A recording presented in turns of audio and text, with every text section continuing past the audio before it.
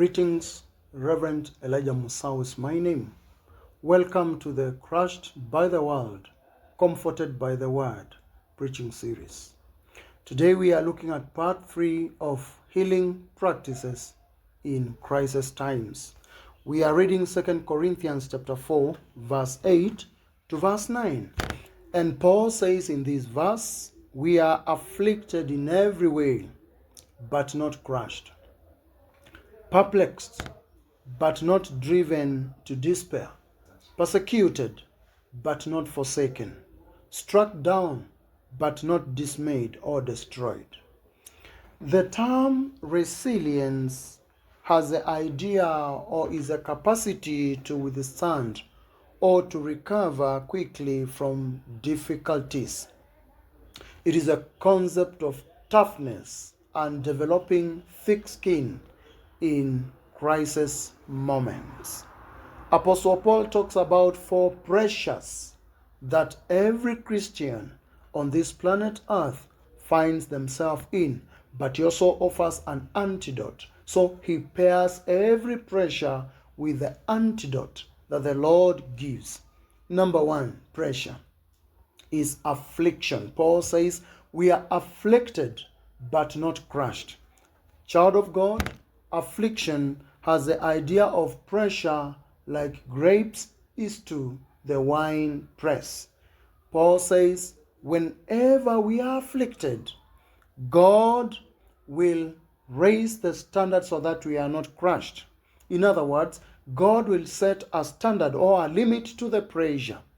May God give you the grace, a breathing room in suffocating seasons.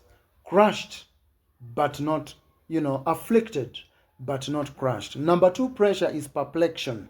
Paul says, we are also perplexed, but not driven to despair. Perplexion has the idea of a dead end, that situations and circumstances will throw us to a dead end, where there is no visible solution. But Paul says God raises the standard, not despair. Rather, not driven to despair. This means that God will give hope, and this hope will remain because God thinks all things as though they were existing. May God give you the grace. May God give you the grace to fuel hope when logic, when money, when manpower fails. May God give you hope to move. Perplexed, but not driven to despair. Pressure number 3 is persecution. Paul says, persecuted, but not forsaken. Persecution has the idea of being hunted, abandoned by people from all over. Are you in that situation? God has not forsaken you.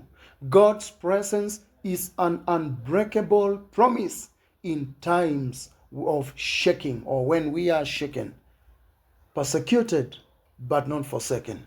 Lastly, Paul talks about pressure that is being struck down. He says struck down, but not destroyed. The idea of being stricken or struck down is the idea of being knocked flat, like a boxer on the canvas. Paul says we are not destroyed, though knocked down by issues of life. This is the idea of a seed that dies in order to bear fruit.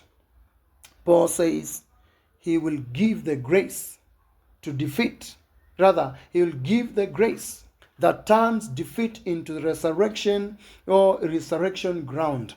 I pray that in the pressure, in the times of crisis that you are in, like Paul, we can say together, we are afflicted in every way, but not crushed.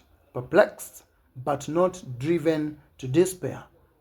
Persecuted, but not forsaken. Struck down, but not destroyed. Welcome. See you to the next episode. Crushed by the world, comforted by the word. God bless you.